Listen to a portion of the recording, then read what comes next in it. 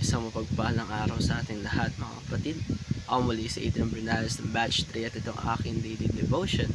At ngayong araw ay pag-uusapan natin ay kung masarap ba ang luto ng Diyos. At ang ating Bible verse ay mula sa Genesis chapter 1 verse 27. Kaya sabi dito ay, "So God created man in His own image, in the image of God. Created He him, male and female. Created He them." Kaya mga kapatid, kapag pinag-uusapan natin ang patungkol sa sex at creation, ay minsan nahihirapan ng tao kasi sanay tayo na iniisip ito bilang tabu o nakakahiya. Pero ang sabi ng Biblia patungkol dito ay hindi ito marumi.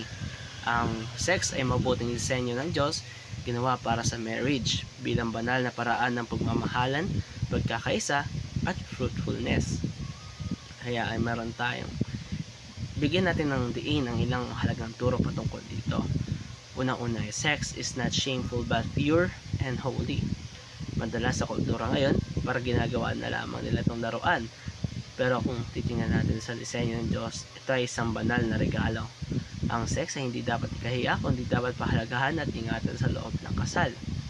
Dito nagiging mas matibay ang tiwala at intimacy ng mag-asawa. Kalawa, sex is God's precious gift. Kung paano ang pagkain na hindi lang basta pambusog kundi may kasamang saya at bonding, ganun din ang sex sa marriage. It's not just physical kundi emotional at spiritual na connection. Kaya nga tinatawag itong gift. Hindi lahat ng gift ay dapat gamitin agad o abusuhin, kundi gamitin ayon sa layunin ng nagbibigay, which is si Lord mismo. At lastly, sex is designed with many fine details. Kung ating titignan, napakadetalyado ng disenyo ng Diyos sa katawan ng tao. Lahat ng aspeto ay may purpose, hindi aksidente. Kaya ating masasabi na masarap ang luto ng Diyos dahil perfect ang kanyang disenyo. Hindi ito ginawa para sirain ng tao, kundi iparating at ipakita ang love, trust at unity sa marriage covenant.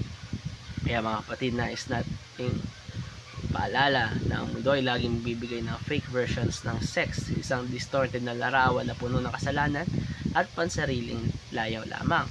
Pero pag tayo ay sumunod sa disenyo ng Diyos, ay masusumpungan natin na ang kanyang luto ay palaging masarap, mabuti at nakapagbigay buhay sa atin.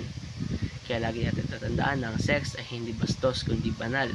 Hindi ito isang bagay na dapat ikahiya, kundi ipagpasalamat bilang regalo ng Diyos sa loob ng marriage. Kaya mga kapatid, dito nagtatapos aking daily devotion. Ako muli si Adrian Bernales ng Batch 3. Maraming salamat sa panonood.